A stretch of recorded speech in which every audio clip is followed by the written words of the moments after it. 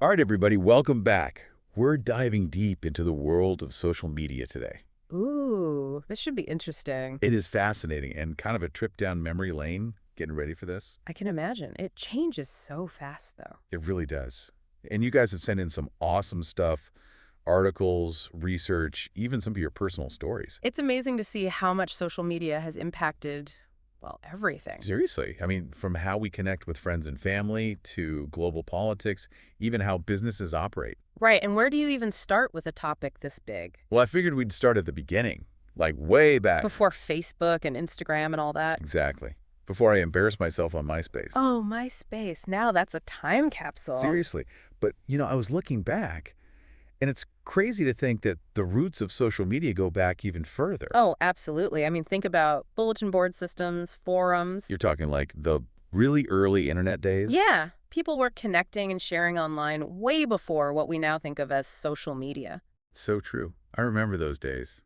But I guess for our deep dive, we'll focus on the platforms, right? Yeah, I think it makes sense to trace the evolution of those platforms, how they changed how we interact online. Totally. So, So where do we begin? Like, what was the first real social media platform?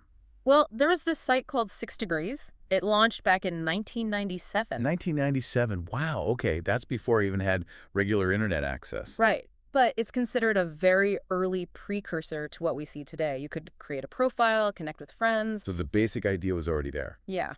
And then came the rise of instant messaging. Ooh, yeah.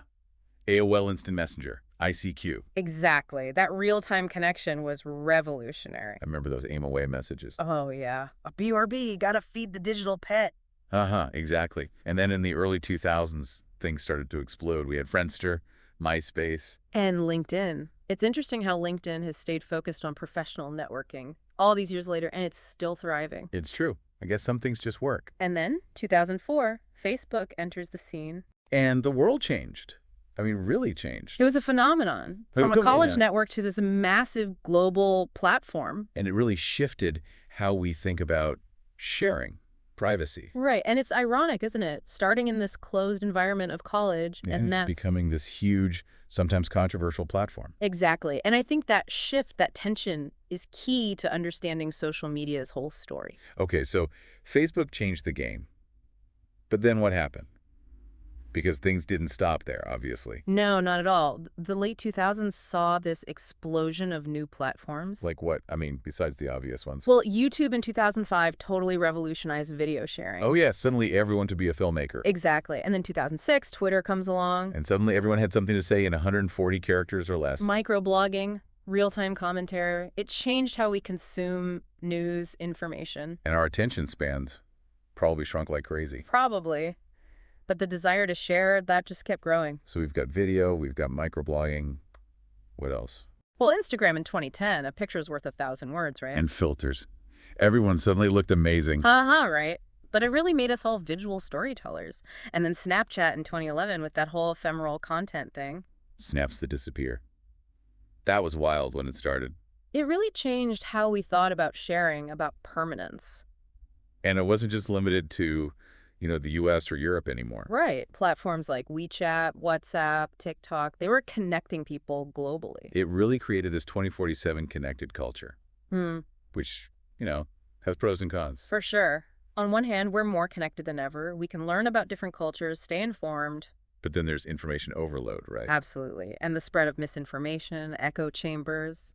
Figuring out what's real and what's fake online, that's a whole other challenge. It is, and it gets to the heart of a lot of the anxieties around social media. Right. Like, it's not just about connecting anymore. It's about navigating this complex landscape of information, opinions. And trying to figure out where you fit in. Exactly. And speaking of fitting in, I have to bring up the whole comparison thing. Oh, yeah, that's a big one. I mean, reading some of the stuff you sent, especially about Instagram and body image, it's tough. It is. Social comparison is a real issue, and those perfectly curated feeds, they don't help. It's so easy to get caught up in that, Yeah. trying to present this perfect version of yourself. It's important to remember that what you see online is rarely the whole picture. Right. It's like everyone's highlight reel. Yeah. But then there's the data privacy issue, too. That's a huge concern for a lot of people. It can feel kind of creepy, to be honest, knowing how much information these platforms are collecting. It is. And it's constantly evolving how they collect and use that data. But I will say it's also led to some incredible advancements in things like e-commerce, Yeah. targeted advertising. So it's like a double-edged sword. In a lot of ways, yeah. You can find products you're interested in. Businesses can connect with their target audiences. I see your point. Uh, It's not all bad. uh, But speaking of things that can be good or bad, let's talk about social media and politics.